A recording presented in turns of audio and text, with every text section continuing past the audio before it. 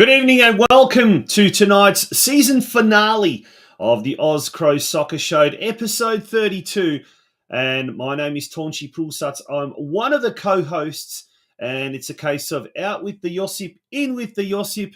No JOSIP ZILIC tonight. He's busy preparing for a overseas trip that he's going to be taking the next few days, but he's still with us in presence, in spirit, and he'll probably be in the chat line. But coming off the substitutes bench, his replacement and my co-host for tonight, a very, very good old friend of mine, back from the days of the Hrvatski Vjesnik when we used to work together covering the sport and the Australian Croatian soccer scene, JOSIP LONCARIC. JOSIP, good evening. Welcome to the Oz Cro Soccer Show. Good evening, Tonchi. Good evening, listeners. And back in the days when I used to have a few more feathers on my head, some good old times at the Vjesnik, mate. Mate, that's why I wear caps these days, pretty much all the time, yeah. And someone goes, it's not good, your hair, falls out because it's too hot and this and that. Yeah, well. Yeah. Anyway, let's stop reminiscing about the good old days and start talking about the good old present days. Mate, what a show we've got lined up tonight. We've got some awesome guests, but let's talk about who those guests are. JOSIP, who's coming on the show for our season finale tonight? So we've got some special guests, including a guy that's going to be playing in the FA Cup final, and he'll be one of the first players to represent a non-A-League club in the final, and that's Mr. Daniel Nisevic from Sydney United FC 58. So that's our first one. And our second one is a gentleman that's new to the coaching caper and has had a decorated career overseas in Europe and started back here playing against me for Springvale City. Is that right? Back in the under-14s, yeah, we had some big rivalry at Melbourne Knights Juniors with Springvale City, and that's Mr. Scott McDonald. So that'll be a good conversation to have with Scott. Well, we had Scott earlier on in the show. He learned to say dobro jutro or something like that, dobar dan or whatever it was at the time. Let's see if his grasping of the Croatian language has increased to a couple more words. He'll be joining us a little bit later on in the show. But whilst all that is happening, we've got lots of news to get through as well. And we've also got a progress score from the Australia Cup game, or as you could so eloquently put it, the FFA Cup. I still call it the FFA Cup myself, actually. The big semi-final between Oakley Cannons and Macarthur FC down in Melbourne. JOSIP, we've got a halftime score. Is that right? Yeah, so at the moment, even though Oakley had taken the lead, it is currently 2-1 for Macarthur, and there was an injury delay in the first half, so there's still a while away from kicking off the second half. So we'll keep you posted with the updates and the scores in that game. Yeah, absolutely. That's going to be coming up throughout the night. 2-1, as JOSIP said. At one stage, 1-0 Oakley leading. And we were talking with the Sydney United goalkeeper, the star Sydney United goalkeeper, Daniel Nisevic, off screen. And we're just saying, well, what happens now? What happens? All these different combinations, permutations, and whatnot. Big shout out to the AHA Der Geelong, Australian Croatian Association of Geelong, the DOM, as it is commonly referred to by all the locals and everyone pretty much that knows the DOM. They are our episode sponsor tonight. So to Franjo Šarčević, Chris Bennett, the general manager there, Pejo Maric, and the rest of the committee as well. Thank you very much for jumping on board and supporting us here at the Oz Cro Soccer Show. And he's not here. My regular co-host, he's not here, but as we said, he's here in spirit. But today he put a very, very good LinkedIn post for those of you that have befriended JOSIP ZILIC on LinkedIn, and we're going to embarrass him by putting that post up. And for no other reason but he so eloquently described it, eloquently put it, and this is exactly how I'm feeling as well. But JOSIP goes, in a year of living differently, I've enjoyed an abundance of experiences I'm ever grateful for. Free time to enjoy the beautiful Gold Coast, finding a new job with NDIS, connecting with old friendships to starting new ones, and the list goes on. Learning how to love my family from our disparate places across the country. But then this is the important bit. One of my greatest achievements so far this year would have to be the one I share with my co-host Tonchi Prulsats in producing and co-hosting the Oz Cro Soccer Show. I've been involved in football soccer since I was 6 years old. It is ingrained into my DNA along with my heritage Croatian. Combining the two has been something I treasure dearly. Ditto, Josip, I exactly reflect this. Absolutely. Personally, I've been involved in 2 other podcasts, and I still run them and still enjoy them, but this holds a special place in both of our hearts. I've gone from playing the sport over to injury management and assisting coaches, jumped into being president and senior committee roles, technical director and football ops, goalkeeping and academy coaching, now to hosting a chat show to talk about the myriad of topics on the table that concern us all from a sport and social perspective, and how we can ensure that the people in the sport can keep the fire burning for the generations to come. I love the sport, but truly it's the people behind the scenes that make my heart pound an extra beat. And to all of you, thank you for an amazing journey so far. We hope that this is just the start of a wonderful journey to come. Josip Zilic put it so eloquently, but this weekend, Josip, wow, as an Australian-Croatian community that once again, on 2 occasions, came to national prominence again, like the good old days, and you mentioned the days of the National Soccer League days with the Melbourne Croatia, Melbourne Knights. Gold Coast Knights, firstly on Saturday night, took out the NPL Grand Final up in Queensland. Awesome effort, awesome achievement.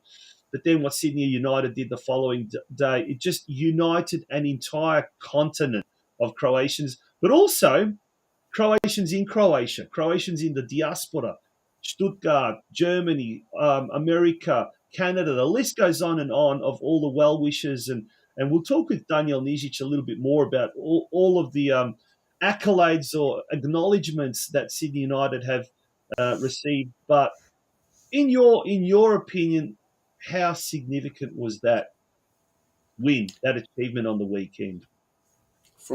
Purely from a football point of view, it was a massive step up for all those clubs that are wanting to become part of the B League and challenge themselves to eventually become professional clubs again.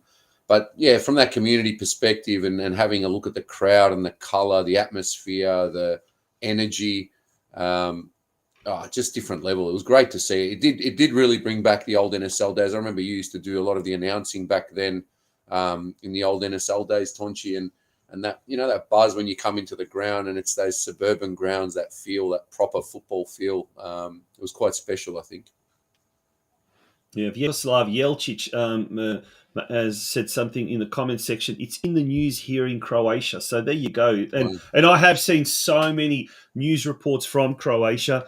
Some of it accurate, some of it not. I think in one they said there was 12,000, 15,000 fans. I don't know if we can fit that many at a Denzel Park, especially now with the reduced capacity. But, uvijek volimo malo pretjerati us Croats. But nonetheless, but having said that, it was just such an incredible achievement. Look, I know from my personal perspective, a family, speaking of Jelčić, the Jelčićes from Geelong, a whole family, the mother, the father, the 3 kids, all actually went up to Sydney, flew up to Sydney for the game. Now, apparently on Sunday night, they had a bit of an issue with the delay of planes coming back Melbourne bound. But the kids, I think, next day still fronted for school, a little bit bleary-eyed. But, we experienced those things back in the National Soccer League days, often going interstate. And now that next generation, the 3rd generation, is starting to feel that excitement, that passion, that enthusiasm. So, mate, certainly can't, as you said, it's great for football. It's great for our Australian Croatian community as well. Definitely. And hopefully they can, I think we were trying to work out ourselves if MacArthur wins, it'll be a Sydney Grand Final, and that'll be around the Crow Tournament final day as well. So it'll be an interesting weekend in Sydney. Oh, absolutely. We'll find out more of the details from Daniel a little bit later on. But here's me and Josip and I have worked out what the good luck charm is, Josip. And it's simply, if you appear on the Oz Cro Soccer Show on the eve or the weekend leading up to your big game, you're going to win it. You're going to win it. So Miro was out, Vlastelica was out on the show last week. Joe Chaleta, we tried to get him. We couldn't get him. And maybe that's the good luck charm. Joe not being on the show, but Muriel being on the show. We'll get to the bottom of that later on in the show. We've still got Scott McDonald to chat to as well, the coach from Gold Coast Knights. But after this break, ladies and gentlemen, we will have a pretty jam-packed news segment, but it is going to be heavily streamlined because we've got so much to get through tonight. Don't go away, folks. It's the Oz Cro Soccer Show, episode 32.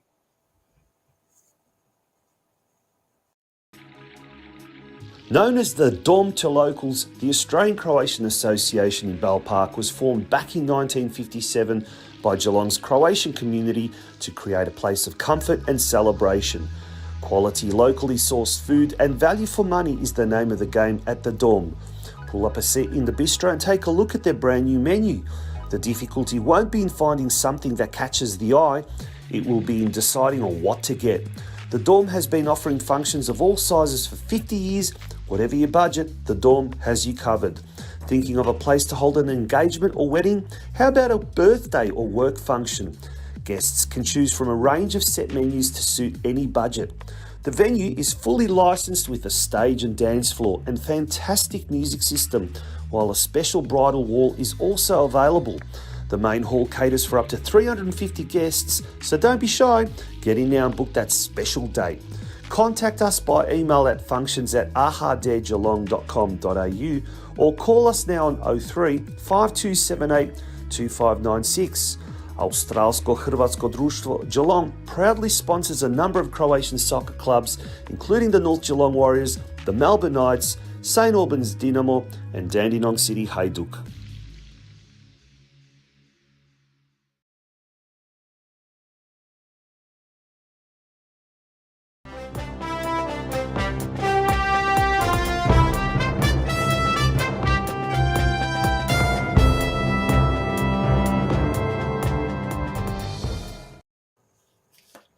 Welcome back to the Oz Cro Soccer Show, and we're going to start with some news in regards to the recently named Socceroos squad. The only Croatian player that's selected in that squad this year is Fran Karacic, or in this particular cycle. But we do have an interesting selection, and Tonch will speak about it a little bit. His name is it was new to us when we started the show tonight. But he's playing currently for Gorica on loan from Fulham in the English Premier League. And his name is Tyrese Francois. Very eloquent name, that one. Very exotic name. Tonch, what do we know about Mr. Francois this season? Well, he was born in Sydney, in Campbelltown, in fact, and he had moved over to Fulham at a very young age, 2013, in fact, and he's worked his way up through the academy system there, and originally starting off at the Camden Tigers. But Fulham and Gorica have signed some form of a sister club arrangement in the off season, and one of the things that they talked about was, the idea of player exchanges as well. And he has been involved with the Socceroos. I think he's played 8 games for the national under-23 Australian team. But there he is. He's actually now playing in the Croatian league, so in the HNL. So even though we don't have a Croatian per se from Australia involved in the Socceroos, we've got an Australian involved with the Croatian league who's playing for the Socceroos. But yeah, I don't know, with all of these players around Australia, really, really talented players as well. I just don't get it. I don't get it.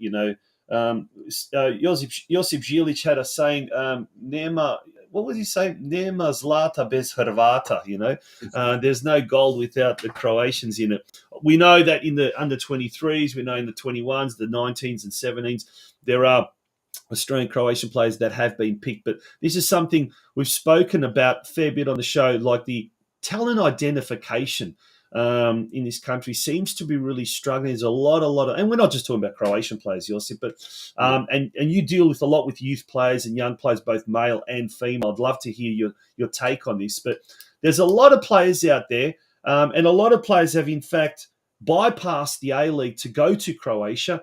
And we saw, 3 North Geelong Warriors players, including the 2 Skorkor brothers, and Noah, who's in fact, was was overlooked in the under-17 Australian team, has now actually made his debut for the Croatian under-17 team, and he's part of the Hajduk Juniors. Are we doing something wrong in this country as far as our talent identification? It's a tough one. I guess football's always been a game of opinions, and sometimes people can be of the opinion that what looks good now at the age of 15, 16, 17 is going to look good in 4 or 5 years' time. Where I think in Croatia, the process and the thought about where a player could end up in the right environment with the right training and the right guiding principles from coaches makes a big difference in their development path. And maybe with the boys being selected to represent, well, one of Josip's boys being selected to represent the Croatian under-17s, that it may open the door for other boys that are being overlooked here that want to go down that path and forge a career in Europe. Yeah. Look, let's move on to something. It's an interesting topic, something that I think we're going to definitely next year look at even more so. But yeah, look, it's something that you just keep hearing about. You just keep hearing on and on and on that we're not doing right. And when we look at the underperforming junior teams, particularly the under 16, under 18, the under 17, under 19 teams that really struggle. There's a lot of I'll go to cannon fodder there for a really good discussion. Let's move along to some of the news. We've got so much to get through. Brisbane, Croatia, they've got their 65th anniversary gala night. It's been a big year for anniversary gala nights. We saw Adelaide, Croatia celebrate theirs, just a couple of months ago. This promises to be an awesome night. It's on Saturday, the 24th of September at 6 p.m. Croatian Club Brisbane. They've had their fair share of ups and downs this year with flooding and what you're not, but they're going to finish the year off with a big bang, that's for sure. Live entertainment there. And look at this, $20 at the door, $15 pre-booking, and it includes dinner and dessert. That is awesome, folks. We've mentioned this on the show before. They're not going for profit maximization. They're just really going to celebrate this night. And good on Brisbane, Croatia. Well done. For all your tickets, contact Andrea on 0478 946 016. Now, Josip, speaking of Croatian clubs around Australia, we've got some Croatian clubs with older teams fielding some Masters and Veterans teams at the upcoming tournament. They are looking for players. So this is a public announcement. Firstly, Wollongong, Croatia, looking for Masters players. That's over 35s. I suppose that includes both me and you, Josip. We're in our peak years, mate. We're flying. Peak years. They're looking for a lot of players, decimated by injuries and the fact that the Masters camp in Wollongong is playing on the long weekend. So if you are keen, they've got many, many players that could just fill in. Anyone from Sydney, Adelaide, Canberra, Newcastle, wherever, Melbourne. Ring up Ivo Spanicek. His number is 0402 858 576. We might pop that in the chat a little bit later on. If anyone is interested in joining the Wollongong, Croatia or South Coast United Masters over 35s. The veterans down at Melbourne Knights are also looking for players. So that is the over 45s. They, especially a goalkeeper, they're looking for, they're very desperate to get a couple of players as well. If you are interested in representing the Melbourne Knights, and we've all had a dream of representing the Melbourne Knights at one stage or another, you can don the famous red shirt of the Knights by ringing Bruno Zovko on 0423 014 474. That's 0423 014 474. You can just send us a private message as well, and we'll connect you with both either Ivo from Wollongong or Bruno from the Melbourne Knights. But if anyone is interested.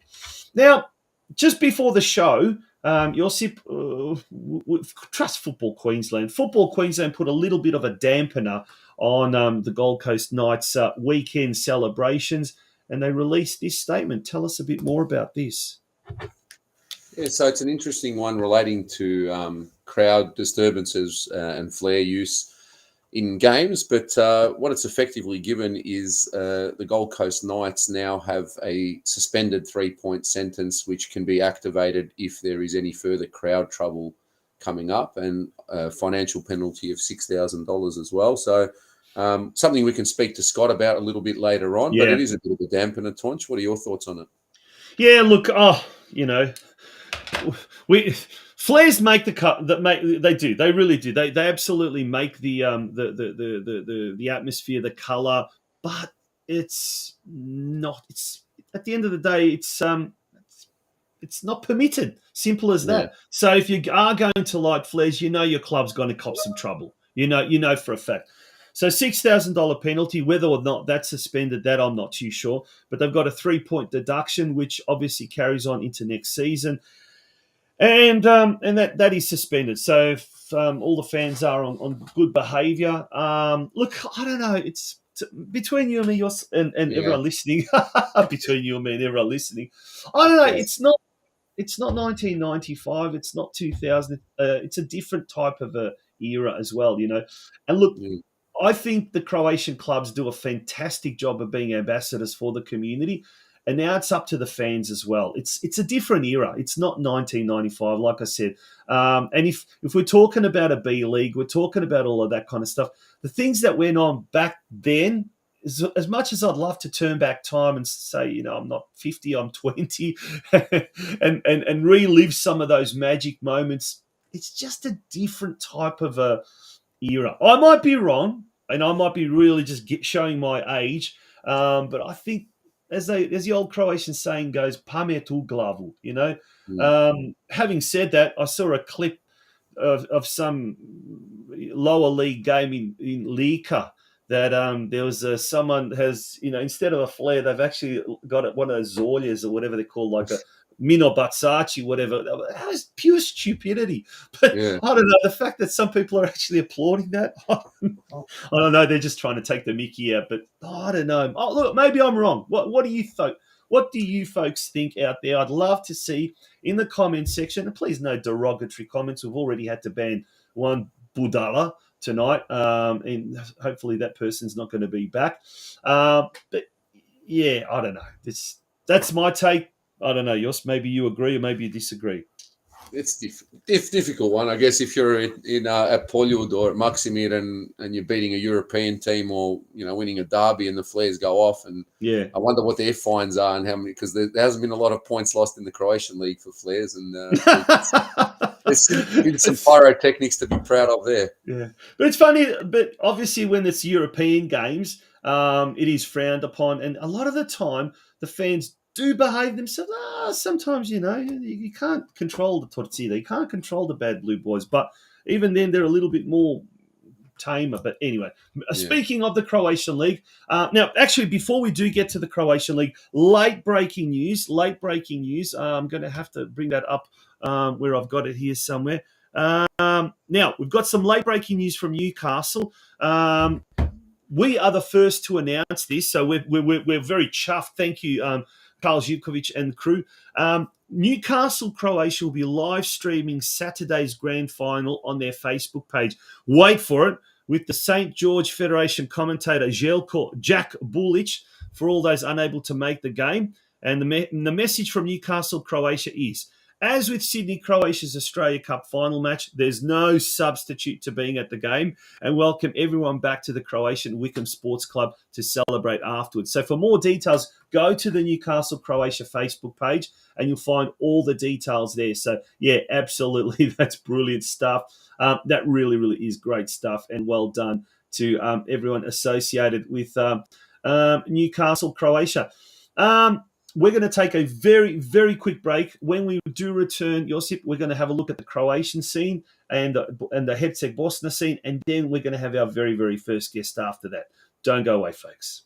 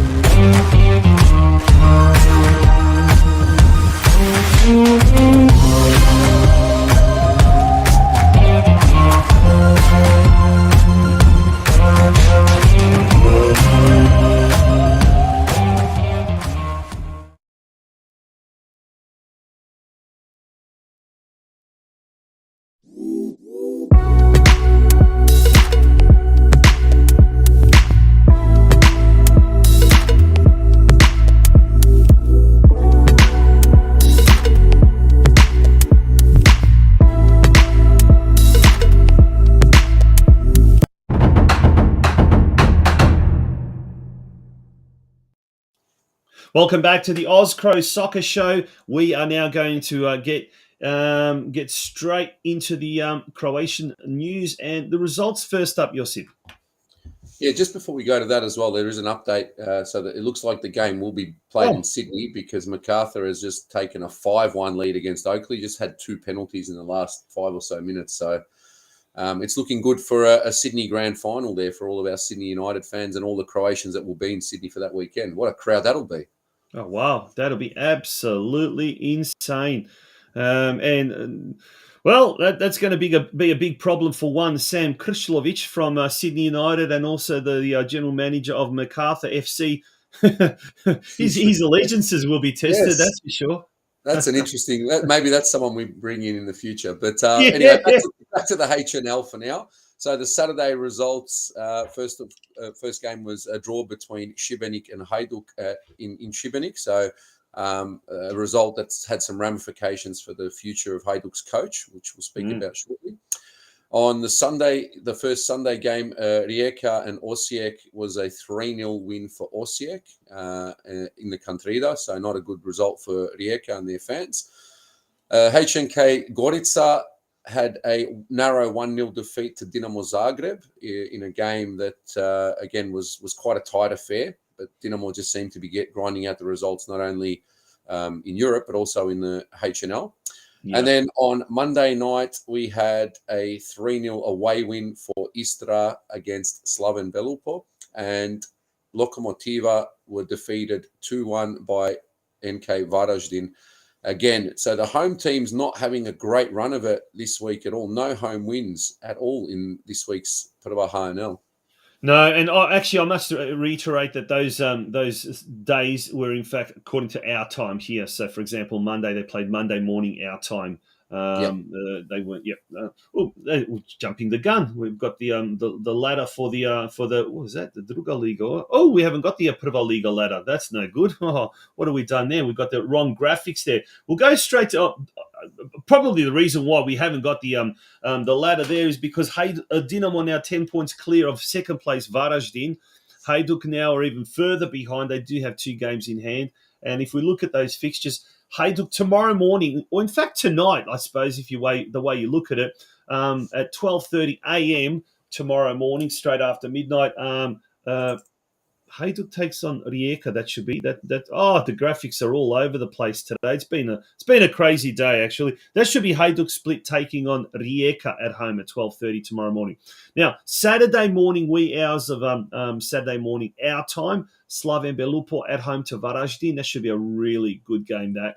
Varaždin have been the big surprise packets of the newly promoted Varaždin. They're getting really good crowds. They're playing entertaining football, and they've got a lot of ex-Hajduk juniors that have got a real point to prove. Tornio Teklic, Michel Šegor, there's just a few of them, but they've been doing extraordinarily well. Gorica taking on Osijek in the wee hours of Sunday morning at 12:55 a.m. and Rijeka at home to Šibenik. Hajduk split taking on Istra. That's on Sunday night, 11 p.m. So some really early kickoffs over in Croatia. That would be, about 4 p.m. or something like that, 3 p.m. actually their time. And then at 1:15 a.m. Monday morning, Lokomotiva take on Dinamo Zagreb in the big Zagreb derby. So that should be an interesting one. If we look at the moving along then to the Prva Liga, which is in actual fact the Druga Liga. How crazy is that? Still can't get used to that. Look at that, Josip. The newly promoted Vukovar, top of the pops, top of the table, and a club that for obvious reasons is everyone's second favourite club in Croatia. Vukovar are doing extraordinarily well. Let's go through some of the results of round 5 played last weekend. Yeah, so definitely a fantastic start, and imagine they can get themselves into the Prva HNL, not Prva Nogometna Liga, but so Croatia Zmijavci defeated Rudeš 2-1 in that opening fixture of the round. Then Bijelo Brdo had a 1-1 draw with Dubrava. Cibalia defeated Orient 1-0 at home. Jarun defeated Solin 2-1 at home as well. There was a draw between Dugopolje and Vukovar, which is kept, obviously, Vukovar top of the ladder on goal difference from Rudeš at the moment. And the last result there was, now I'm not sure how to pronounce it because I've never looked at this ladder. Is it Kustosia or Kustosia? Kustosia, apparently There you go. the Zagrebčani call it a little suburb in Zagreb. They've had a phenomenal rise up the ranks in recent years, as have Jarun, NK Jarun as well. So some of these little Zagreb clubs just doing very well. They've got very good youth academies, I'm told, and that's what really keeps them. Rudeš is another one that's got absolutely fantastic youth development facilities as well. So there we go. That's the Prva Nogometna Liga, which is the second tier competition. There we go. We've got the ladder for the HNL, the Croatian Soccer Division. So we'll quickly look at that. Dinamo on top with 25. Then the big game between Varaždin, Slaven Belupo, the battle for second spot. Varaždin at the moment, 15 points. Slaven Belupo, 14 points. Now, should the ladder stay as is, Varaždin and Slaven Belupo would basically be playing for qualification for Europe next year. That is unbelievable. Hajduk split 2 spots. They've got 2 games in hand, so they are looking good to certainly jump into second spot. Osijek have now started their little ascent. They've got a new coach at the helm, so they're on 12 points. And then we've got Istra, Šibenik, Lokomotiva, Gorica, and Rijeka down the bottom. But when we speak about some of the coaches, well, a lot of coaches have been sacked already. There's one from the Prva Liga and there's one from the HNL. Mato Neretljak, coach of Rudeš, has been given the flick after just 5 rounds into the competition, and Valdas Dambrauskas, well, he's been given the flick at Hajduk, and this has polarized not just the football community in Croatia, but Hajduk split supporters worldwide. Is Hajduk now going back to its bad old ways of just instability, and the first sign of things aren't going right, they just change the coach? Or is there something else in it? Have they got someone already lined up? Josip, what's your take on all of that? Stupid move or a good move? That's look, hindsight will be a wonderful thing afterwards. I guess it depends on what their next strategic plan is. If it's like we look at Chelsea removing Thomas Tuchel and then finding Graham Potter as the next candidate to take that reign, if they've got someone in mind that they think can take the club further and take them to that next level, then it'll probably be a good move. If not, if it's a knee-jerk reaction like you're suggesting, I think it could be the dark old days and going backwards after so many positive strides forwards in the last couple of years. Yeah. Well, it's going to be a strange one. It's going to be a weird one. We don't know. But as you said, time will tell, I suppose that is the case. All right, let's jump over. Now, before we jump over to BH, tomorrow morning, the big one, the big Champions League clash at the San Siro. Milan taking on Dinamo. Now, this is 3:45 a.m. local, our time, Australian time. Well, Dinamo on top. Salzburg and Milan drew 1-1 in their first game. And obviously, Dinamo defeated Chelsea 1-0 in Zagreb. This will be a totally different game. Dinamo captain Arjan Ademi will notch up his 100th European appearance with Dinamo Zagreb. That is a pretty darn good statistic. Fantastic. Yeah, really. It doesn't often happen that one player stays with the one club enough to be able to play 100 European Cup games with that particular club. But Arjan Ademi has done well. Hajduk supporters, Dinamo supporters, or any other supporters, you certainly have to take your hat off to an achievement like that. So well done and congratulations to him. Let's move over to BH. And we had last weekend, round 10 games, and we'll go through those results. Jos, can you read those through, please? Yep. So, actually, my screen's gone a bit frozen. Can you still see it to read this? Yeah. Okay, so Sarajevo. Yep. Yeah, no, you go ahead. I'll just try and fix something what's happened on mine. Yeah, no worries. Well, Sarajevo and Široki Brijeg played out a 0-0 draw, so probably a good result there for Široki, travelling to the home of the Hordezla, I guess you could say travelling to hell there in Sarajevo. Igman and Leotar, 3-1 for Igman. Posuše and Zrinski, the big Croatian derby in Posuše, and Mostarci came away with a narrow but valuable 1-0 win there over Posuše, and they're slowly making their way up the competition standings. Tuzla City jumped to top spot with an away 3-0 win over Sloga Doboj. Borac Banja Luka and Velez Mostar 0-0 draw, and Sloboda Zenica and Željezničar Sarajevo 1-1 draw. And there are some of the fixtures coming up over the next few days. I guess the important ones there is tomorrow morning, or tomorrow evening, I should say, Sloga at home to our Zrinski. Then on the weekend, Zrinski at home to Igman. Široki Brijeg at home to Posuše in another big Croatian derby. And let's have a quick look at the ladder. After round 10, Tuzla City up on top. They've got a game in hand too over Široki Brijeg. Both teams on 16, as is Željezničar, making up the top three. Of the Croatian clubs, Zrinski making their way, their ascent up the competition standings. They've got 2 games in hand, and they're 4 points behind the leaders, Tuzla City. So they're looking really good if they can continue their winning ways. Posuše are in 8th spot on 11 points. And that brings us to the end of the overseas wrap. We're going to take a very, very quick break. When we return, it's our first guest, and we'll be speaking with the goalkeeping hero of the Australia Cup, the big triumph, Sydney United's big triumph over their A-League counterparts, Brisbane Roar. And it'll be Daniel Nisevic coming live on the Oz Cro Soccer Show on the other side of the break. Folks, don't go away.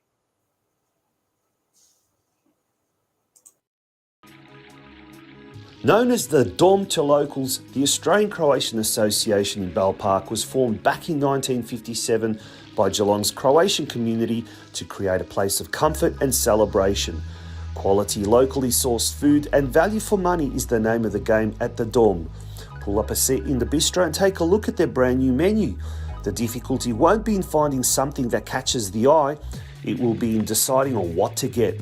The Dom has been offering functions of all sizes for 50 years. Whatever your budget, the Dom has you covered.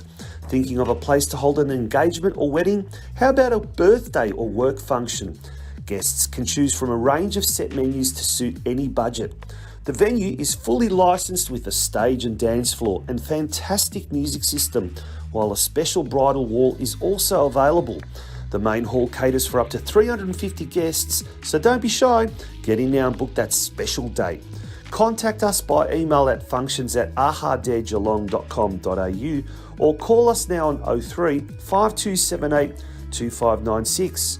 Australsko-Hrvatsko društvo Geelong proudly sponsors a number of Croatian soccer clubs, including the North Geelong Warriors, the Melbourne Knights, St Albans Dinamo, and Dandenong City Hajduk.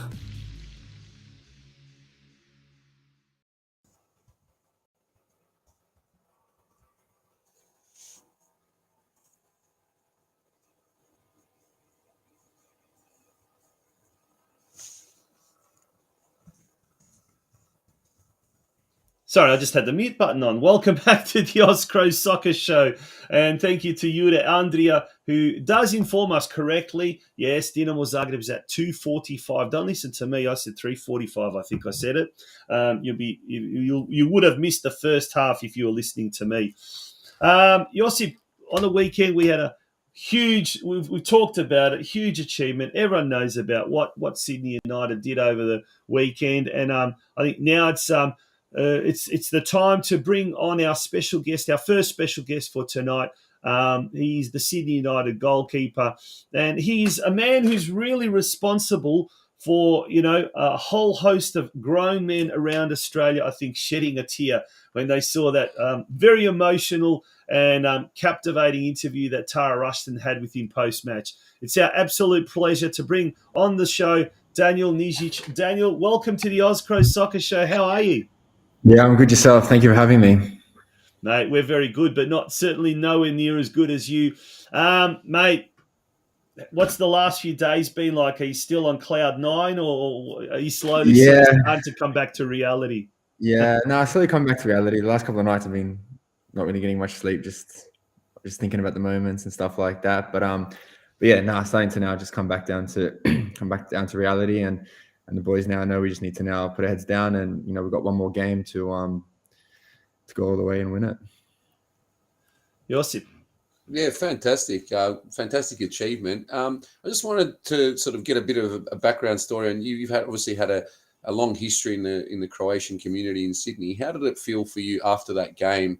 Those initial moments when you saw the reaction of the youngest fans, the oldest fans we know they've experienced the NSL, but those young kids that were there chanting and supporting you. How did that feel as a player? Yeah, that's I think was what made it so emotional at the end, because I remember going with my dad and family to the back in the NSL days, and like the atmosphere that it was like, on the weekend, and being a kid and watching it, and then to be reversed, to be in that situation, seeing those young kids and them running on, and yeah, it was just special. It brought so much emotion out, and obviously being Croatian and to do it with the Croatian community there, and yeah, it was amazing.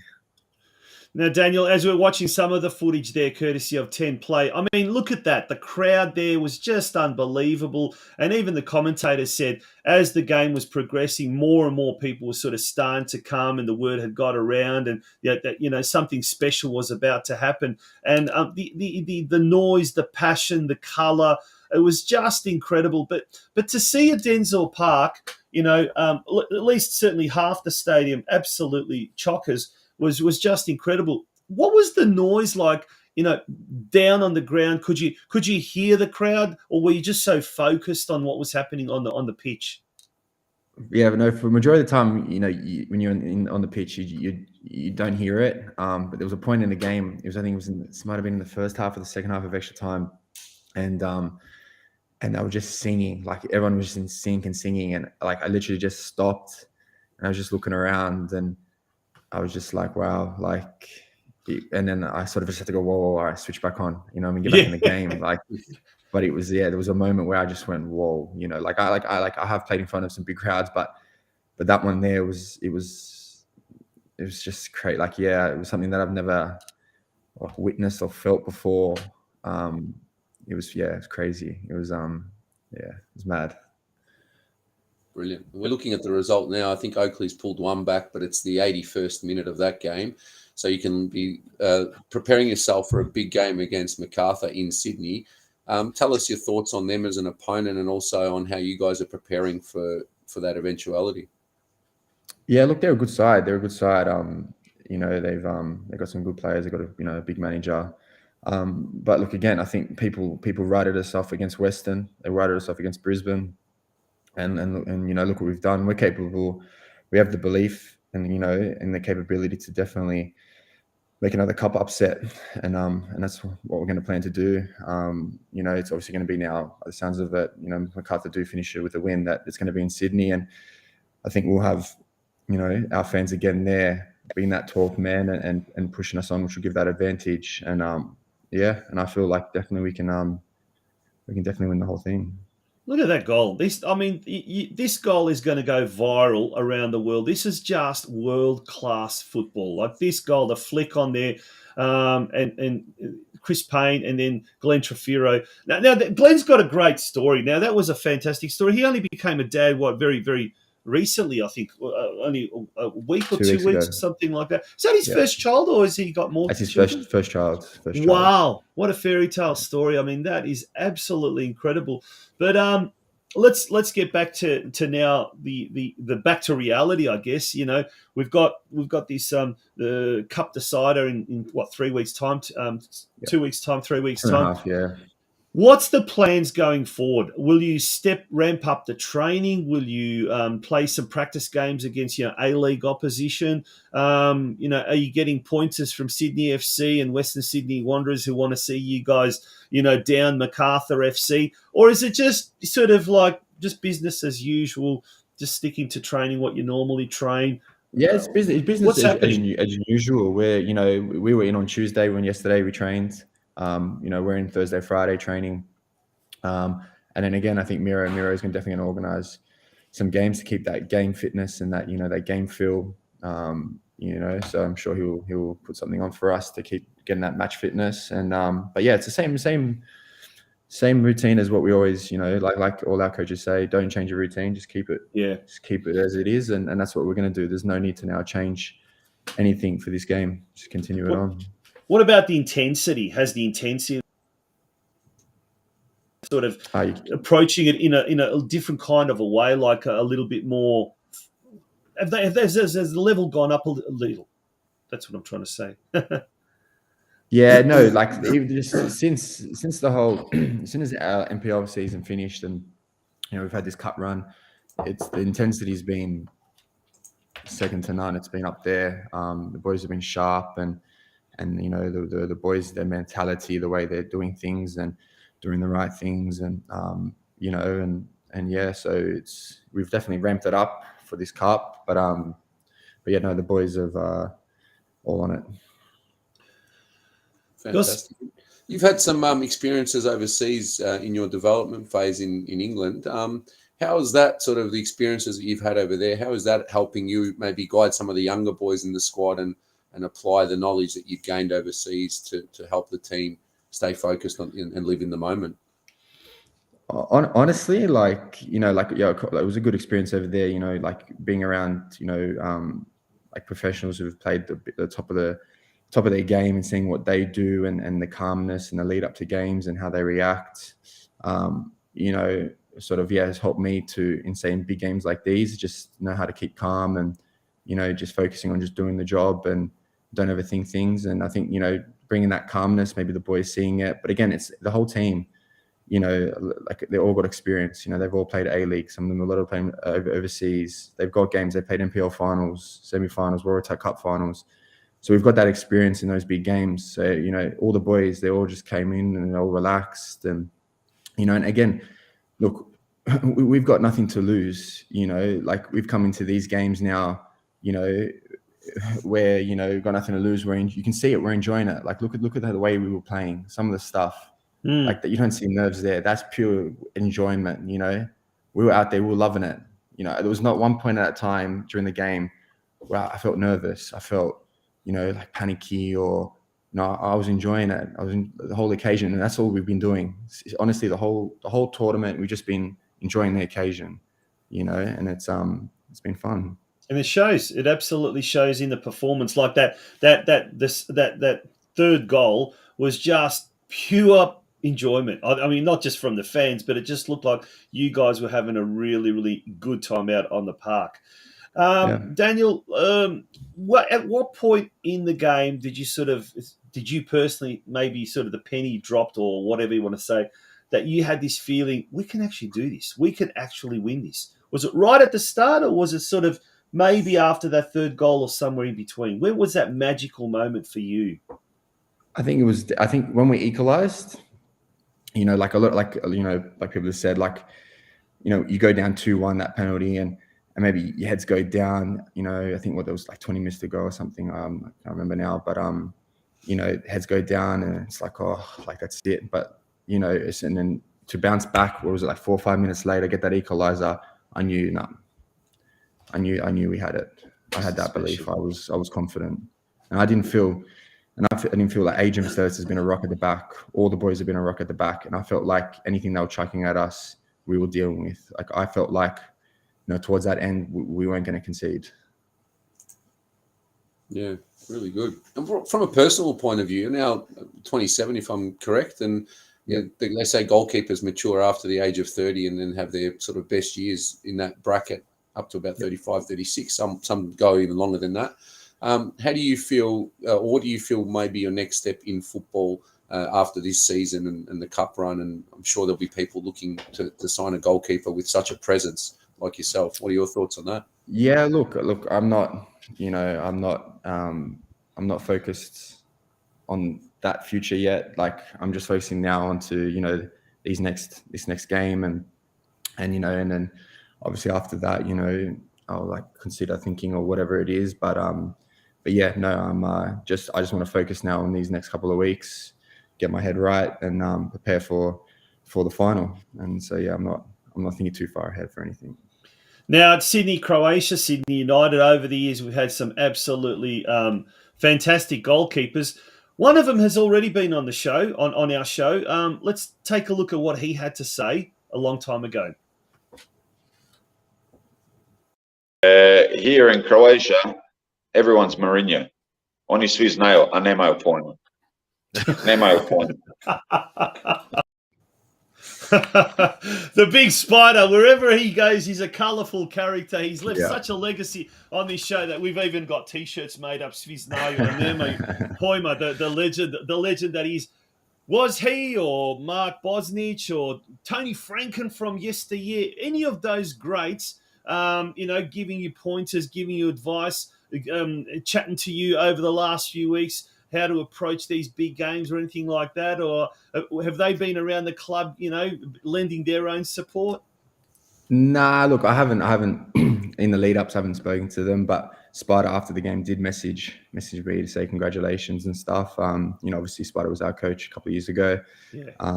But to be honest, for me, it's been Vitas Malash, my goalkeeper coach. Yeah. The relationship that we've got, just understanding, maybe sometimes when I'm frustrated, when I'm down, and, he's just very good at, knowing me as a person and dealing with that. And yeah, he's been amazing for me. He's I got to thank him so much for that.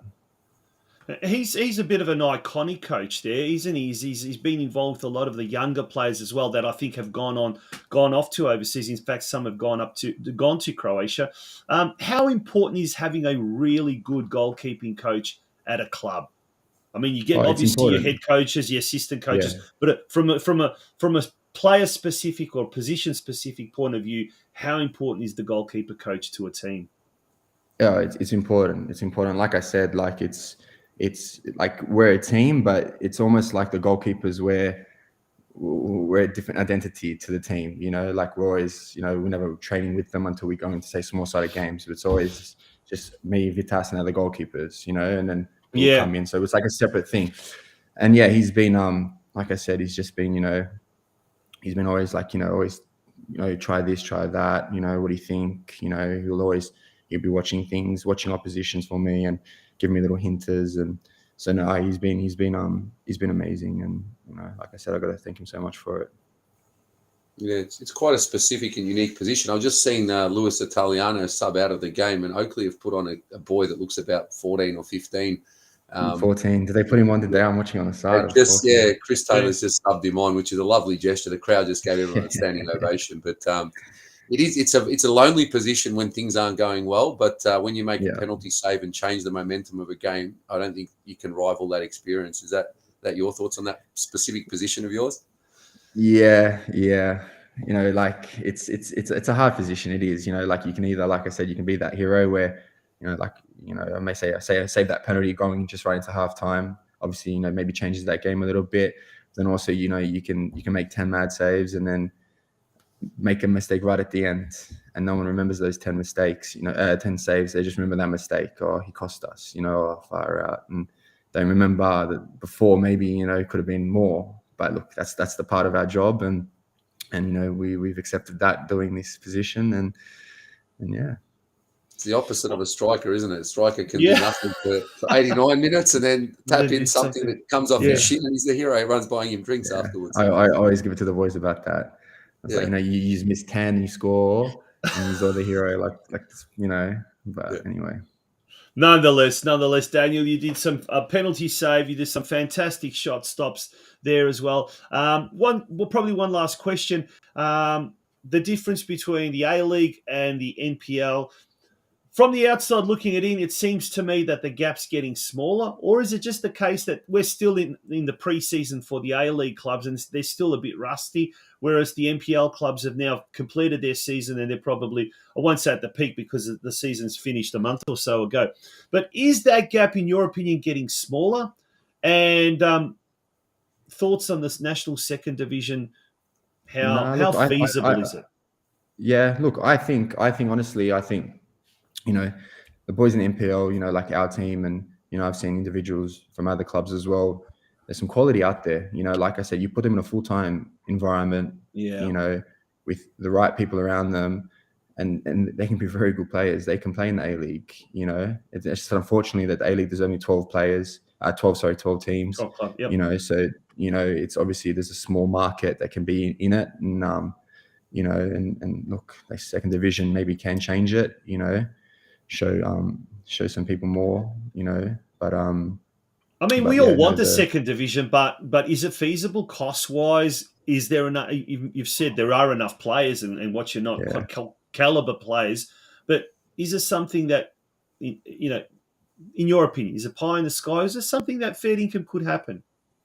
I think it could happen. I think, you know, especially say with City United, and you know, you got to like even, you know, look at Oakley Cannons, look at the support they've got. You know, they've got the, you know, they have the fans that, you know, and they can have sponsors, and you know, so I think there is a certain few amount of clubs out there that could definitely fund it and, you know, afford to do it. You know, and I think for Australia football to get better, I definitely think you know, bringing that kind of that second division in, and you know, maybe getting that promotion relegation will lift that, you know, to make that Australian football that next big step.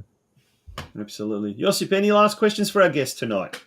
No, I just wanted to wish you all the best and in your preparation for this big game. It is going to be Macarthur, so that's final score now. So 5-2 for Macarthur.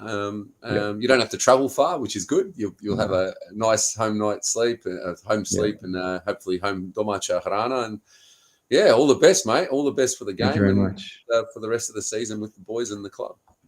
I see. Thank you very much. Thank you. I really appreciate it.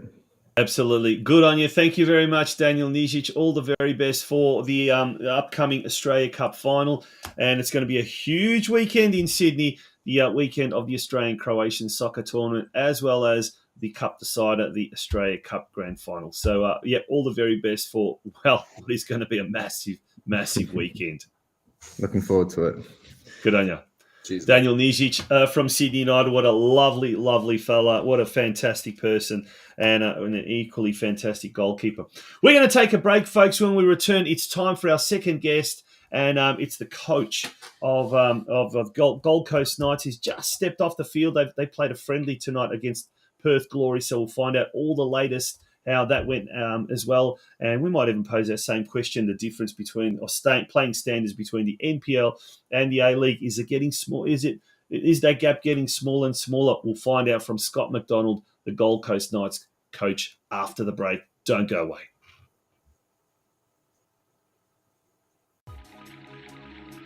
Known as the Dom to locals, the Australian Croatian Association in Bell Park was formed back in 1957 by Geelong's Croatian community to create a place of comfort and celebration.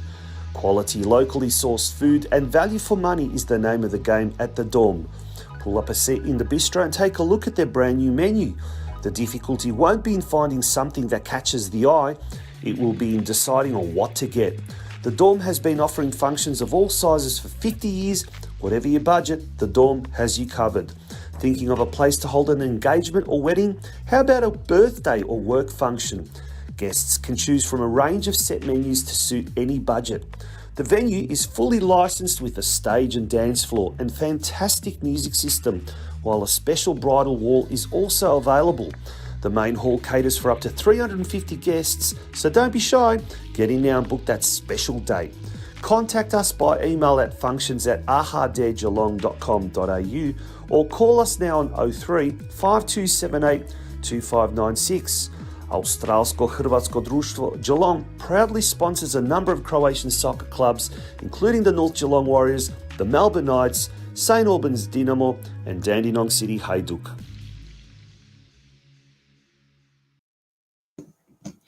Welcome back to the Oz Cro Soccer Show. It's episode 32. We're coming into the home straight, but before we do that, we've got a huge guest tonight. Josip, would you like to do the honours and introduce our next guest?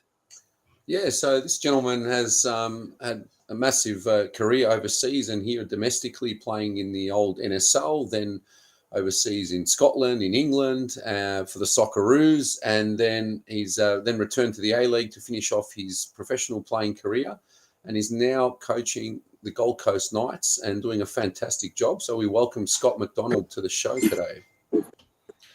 Good evening, Scott. How are you doing? Very well, thanks, Scott. Again, and good to speak to you. Scott, it's a pleasure having you back. You at the very, very start of the show, we had you. I think it was episode 1 or episode 2. Might have been episode 2. So it's fitting that we finish our first season of the Oz Cro Soccer Show with yourself. Firstly, let's talk about tonight's game. Look, Brenton Ray, he's in the comment section. Brenton is an absolute legend down here in Victoria. He's the newsman.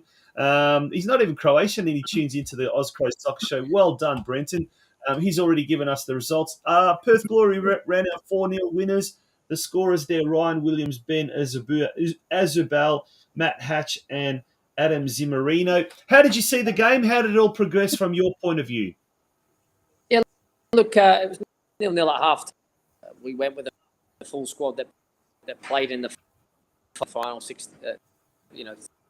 days ago.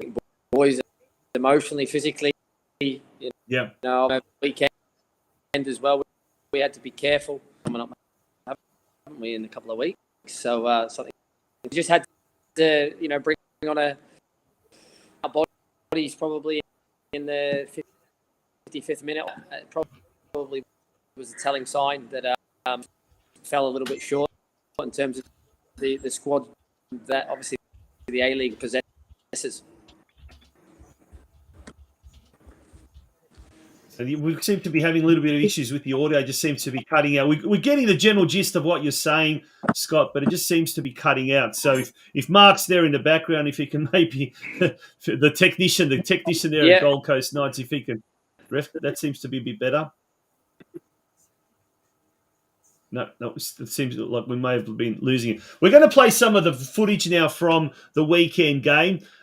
This is the grand final at Perry Park.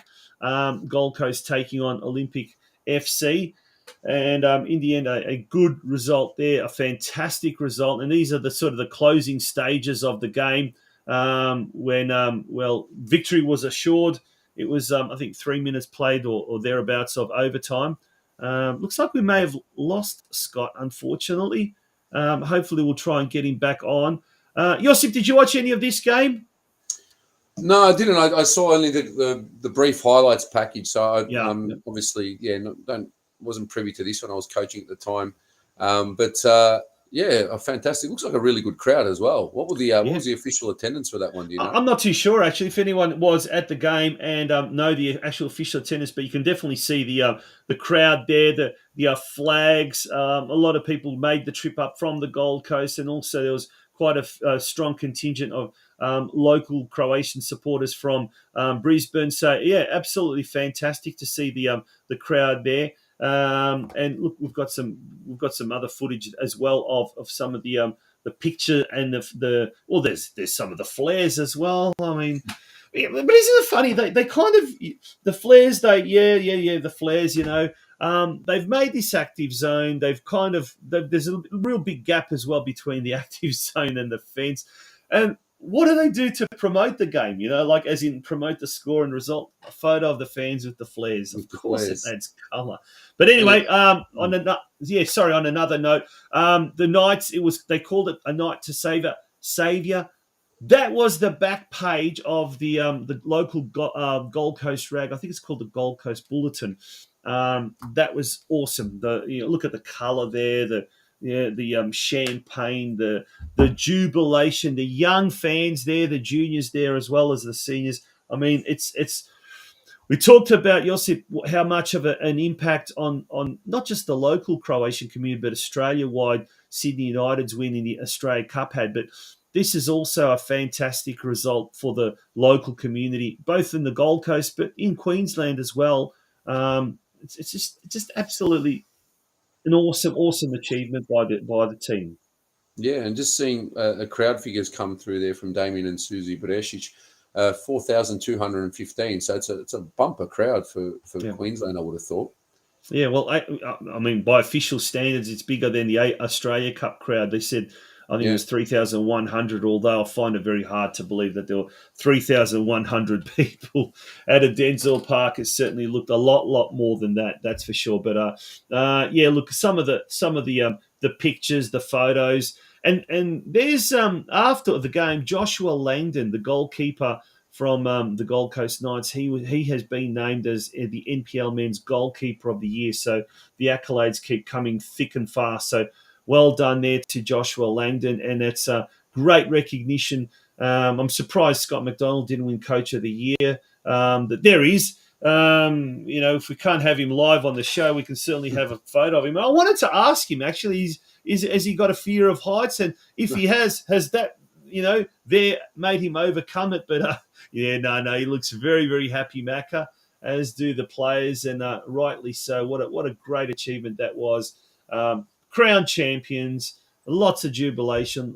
It's their second NPL triumph, so well done to everyone associated with the Gold Coast Knights. But Josip, they've really become now almost, dare you say, the Australian Croatians' second biggest club after Sydney United, after what Sydney United achieved. I know people down in Melbourne might not be happy with what we say, but it's great to see Gold Coast Knights have become such a big club, such a significant player, not just on the Australian Croatian scene, but football-wise, Australia-wide. Yeah, and it says here that 11,000 people were viewing the stream online, which is a massive figure as well. But I think what you were saying before about what impact it can have long term on the community, it gives the young kids role models. It gives them people that they can relate to. It gives them people they want to watch train and they want to go and support them on the weekend, which again brings more families back to the sport, especially after the 2 years of COVID that we had. So I think the more of our clubs that can do this and continually succeed while promoting youth and young talent through, I think the better. Yep. Looks like we've got Scott back on as well now. Scott, can you hear us? I can see you. This is better. I think it is a bit better. It seems to be still a little bit jagged, the audio, but nonetheless, We'll push through it. Yeah. Mate, let's first, we talked about 4,200, which is a great crowd. Thank you to Damien Brasic for letting us know. Mario Coppola says 11,000 viewed online. That's a tremendous crowd for, as we said, by Queensland standards, but also just generally speaking.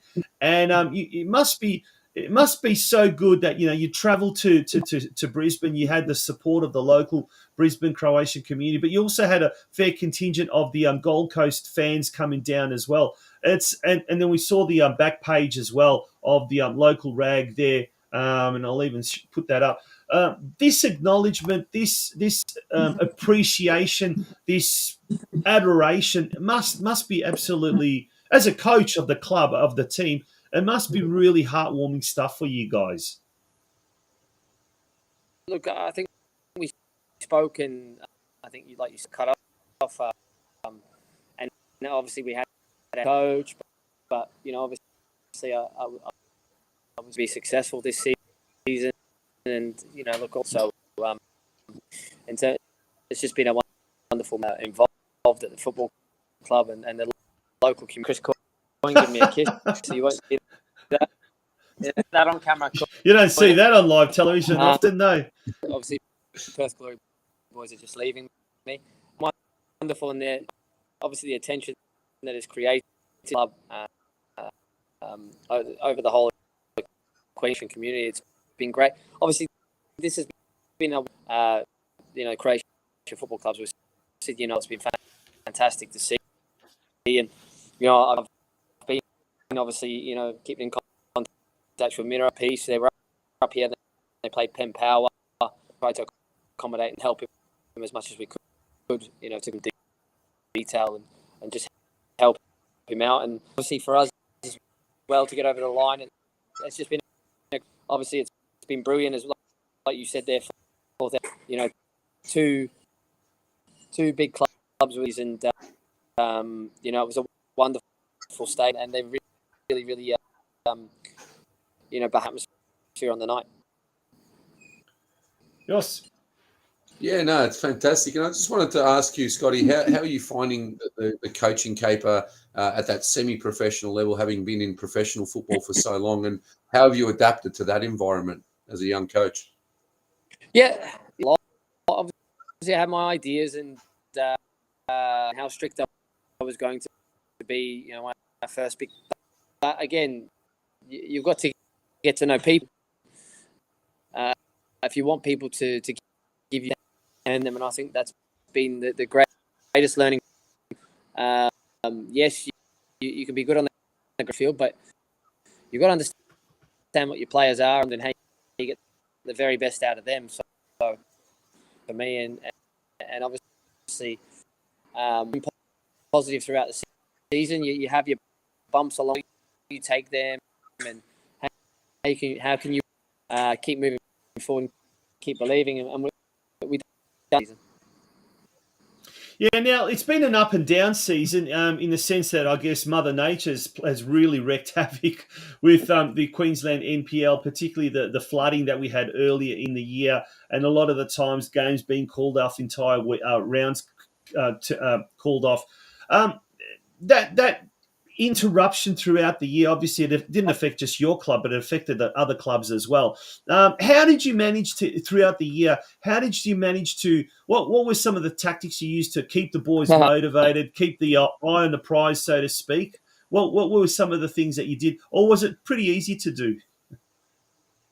Sure, I sent the boys after we won, boys, like obviously through that monsoon weather, doing 4 minutes and getting running, getting going, because we have to keep going and you have to keep gym, but it's not the same. So hard yard, some old school stuff as well as I'm a bit of both, I guess. And then A-League, I've done both, and what good core values are, I believe in terms of things from the now. There's still a place for certain things closer together and through those periods and the work on thing as well. So it's been great, and it's been we had the FFA Cup, now the Australia Cup. So we've been together since December, guys. A lot of frustration in terms of and pitches not being right, but.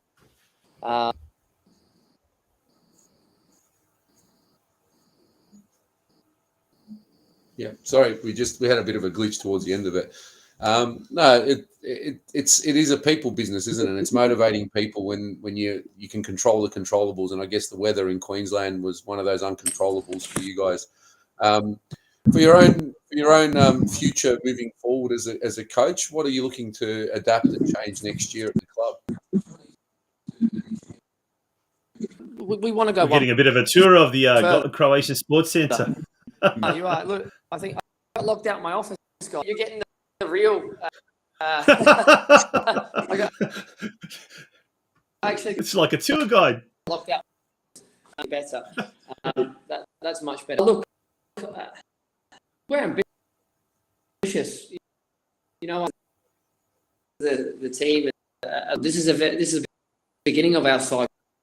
Just begun to what we wasted time, because the team finished and obviously there was a huge turn. We believed in the players that we brought in and it really surprised people this year, and we've certainly away from the players, and it's what them believing, and they've done that massively, and I always believed in them, and they come along the journey, and they needed to come with me throughout them, and they certainly showed that in the end, and they know the standards, and that they know what we want to go higher, and I think we're more than if we can recruit right again for next season, and I'm very happy here and under the ownership of Adrian Pulic and the board and everyone. I love being a part of it. It's the best place and I want to build, good. I want to go from strength to strength with everyone. Yep. But as a whole club, we want to get stronger and be a real powerhouse in NPL football. Yeah. Yeah. Now, what else is there you got kind of aiming for next year? Obviously, back to back. Now that we've seen Sydney United and how far they've gone in the Australia Cup, is that something that's provided you, the board, the players, inspiration to next year? Because you've already been there, done that. You've got into the last round of 32.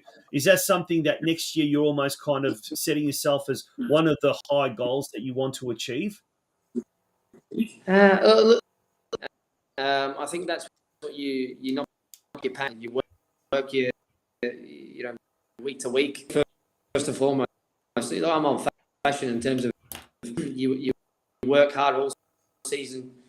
It's the most consistent. There's still improvement to be made, and we want to finish and done as a football club before. So I think that's right. And then obviously the things that come with that, how well our form is. And we're crazy. You need a little fortune. If we can get that, we can get on a ride. We've United 58, and how amazing. And we're capable of doing that because before. But I think in the success that can be built on is if we do first. Yeah. And I think the best way to start that is to have a nice little off season and recharge the batteries. So how much are you looking forward to that little break now? Yeah.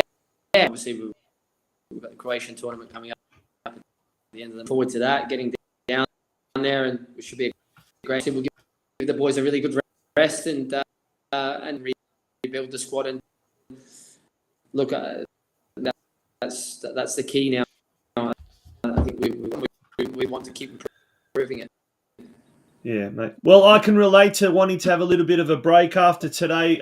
We'll be having a little bit of a break as well, and then we'll probably get started early in the next season. So, mate, Scott, wishing you all the very best at the Australian Croatian Soccer Tournament. It's an incredible experience. You'll love the weekend, and now even with the Australia Cup final, it's going to make it even bigger.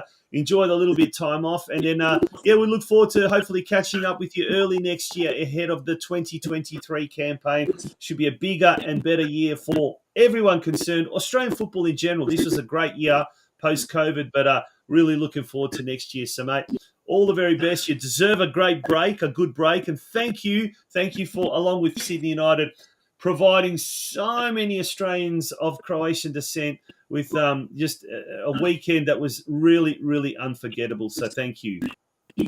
No, my pleasure. Hopefully there's more to come. We'll speak soon. Well, I like that. More to come. Scott McDonald there, Gold Coast Knights captain.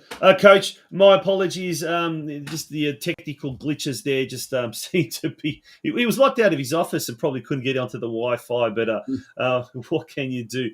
Josip, that brings us to the end of our show. Thank you so much for jumping in off the bench to replace the other Josip.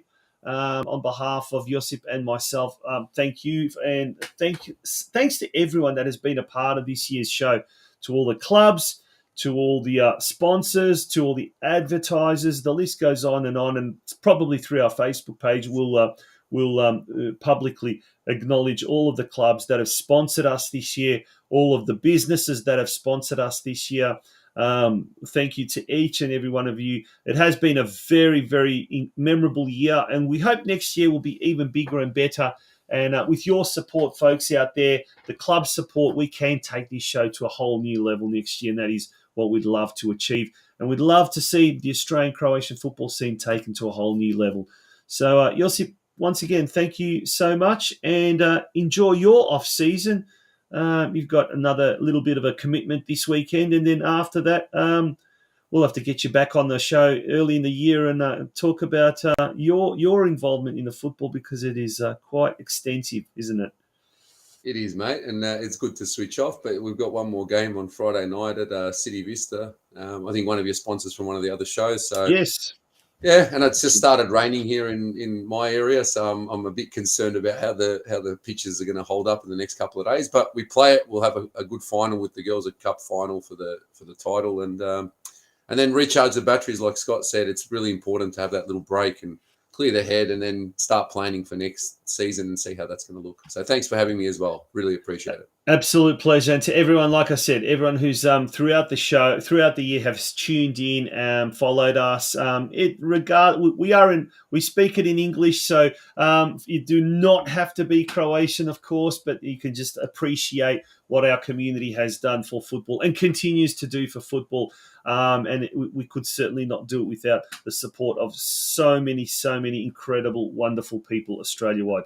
On that note, thank you very much for being a part of the inaugural season of the Oz Cro Soccer Show. On behalf of everyone involved here with this program, my name is Tonchi Prusats, and we'll see you again next year. In the meantime, there's still one more episode of the Football Out West Show and a few more episodes of the Geelong Region Soccer Show, our sister episodes to come. Good night, Laku Noć, do viđenja. Laku noć.